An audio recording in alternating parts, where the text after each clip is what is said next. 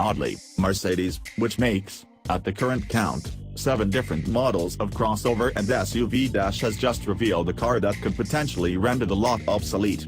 This is the new E-class estate. The E-class is still the daddy.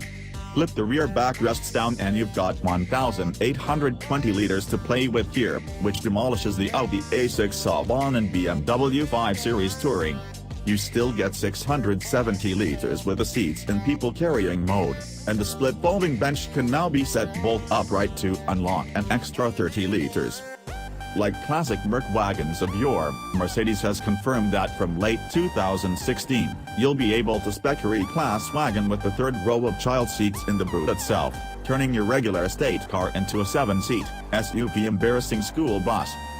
The regular E-class's fabulous S-Class-like cabin and its fleet of self-driving, anti-crash and megatainment gadgets is copy-pasted into the estate. From the last E-estate, a realtg.com fave, Mercedes has carried over the 1,100mm at its narrowest cargo bay and hidden storage compartments for valuables. Rarely have cubby holes been cooler.